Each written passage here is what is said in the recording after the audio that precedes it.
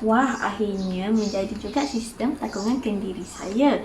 Selepas ni saya tidak perlu siram hari-hari. Saya cuma perlu isi air apabila tanda pada gigi saya makin menurun. Mari kita lihat macam mana cara untuk menyediakan sistem takungan kendiri. Jom.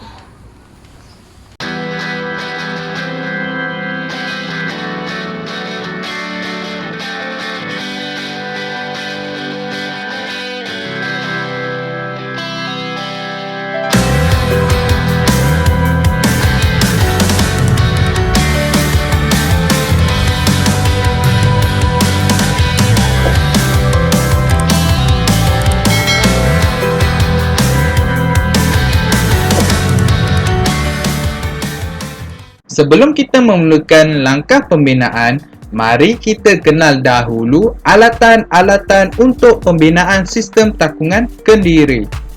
Yang pertama, sudut tangan, pemutar skru, gunting, marker pen, pisau, gergaji besi kecil.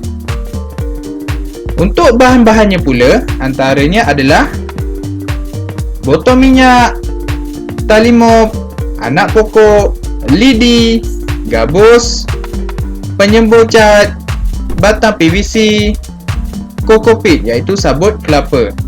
Jika murid ada bahan yang tersendiri ataupun bahan yang nak disediakan juga, boleh digunakan. Tidak semestinya ikut senarai yang diberikan ini. Ini hanyalah panduan sahaja. Mari kita lihat langkah membina takungan kendiri. Langkah pertama, kamu perlu menanda bahagian yang hendak dipotong pada botol. Kamu boleh menanda ikut kreativiti masing-masing seperti garisan beralun, garisan zigzag dan sebagainya. Seperti di atas, cikgu telah membina garisan beralun untuk botol cikgu. Langkah seterusnya, kamu perlu memotong bahagian yang telah kamu tanda pada botol. Pastikan kamu menjaga keselamatan semasa menggunakan alatan yang tajam. Semasa melakukan proses ini juga, kamu boleh meminta bantuan daripada ibu bapa untuk memotongnya.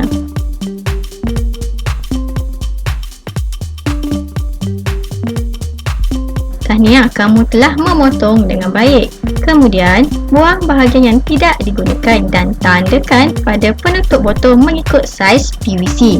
Kamu perlu menanda dengan teliti.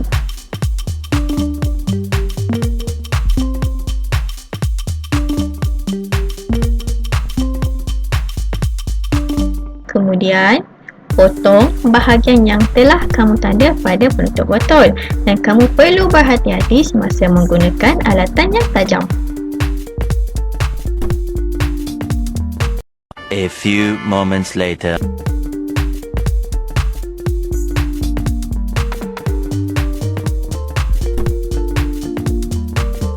Kemudian, kamu perlu memotong dan membuang bahagian yang tidak perlu menggunakan gunting.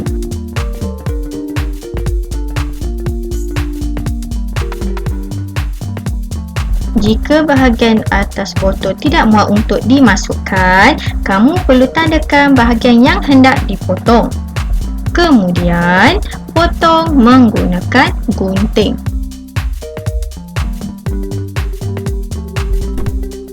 Wah, nampaknya botol kamu sudah muat. Tahniah.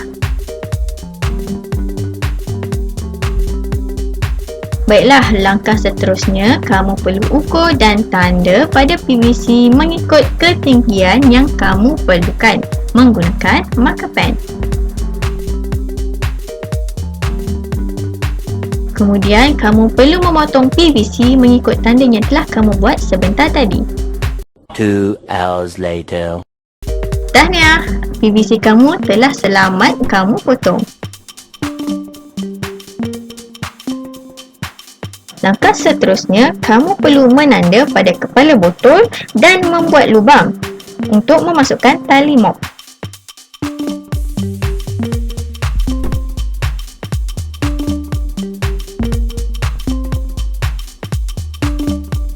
Setelah kamu berjaya menanda lubang, kamu perlu menebuk lubang menggunakan pisau dan juga pemutar skru. Lagi sekali cikgu tegaskan, kamu perlu berhati-hati semasa menggunakan alatan yang tajam untuk mengelakkan tangan kamu tercedera.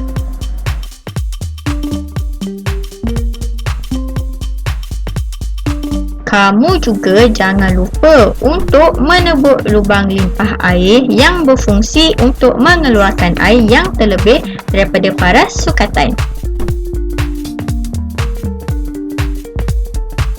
Seterusnya, untuk mencantikkan takungan kamu, kamu boleh mewarnakannya menggunakan penyembur cat. Tetapi, jika kamu tidak mahu mewarnakannya pun boleh.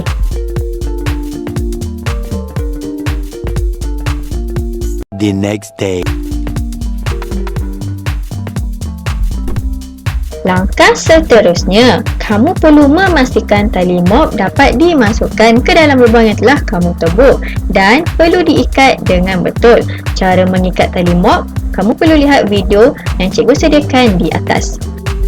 Tali mop berfungsi untuk membawa air naik dari takung air ke bahagian medium penanaman. Inilah hasilnya yang akan kamu dapat bila kamu masukkan tali mop ke dalam lubang dan diikat dengan betul.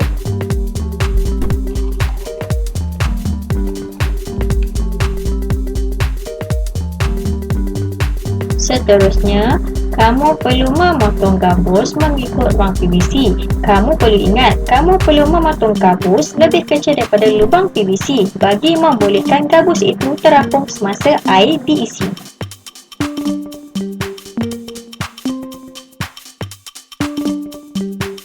Untuk medium penanaman pula, kamu boleh gunakan satu atau dua medium. Seperti video di atas, cikgu telah gunakan peat moss iaitu tanah hitam dan kokopit iaitu sabut kelapa menggunakan kaedah 2:1. Maksud 2:1 adalah 2 sudik kokopit dan 1 sudik peat moss. Jika murid hanya ada satu medium sahaja pun murid boleh gunakan. Langkah seterusnya, kamu perlu tanda pada lidi sebagai sukatan paras air menggunakan pen marker. Kemudian, kamu perlu memasukkan medium penanaman ke dalam bekas.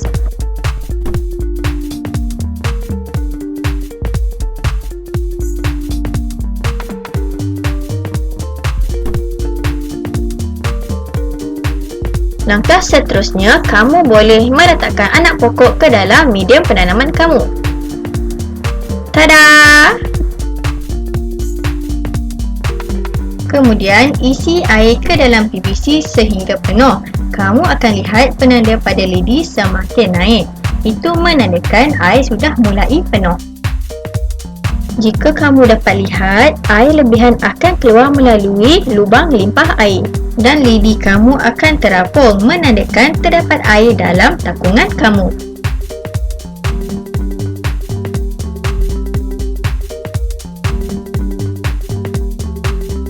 Baiklah, ini adalah hasil akhir kamu apabila kamu telah berjaya menyiapkan sistem takungan kendiri. Selamat mencuba!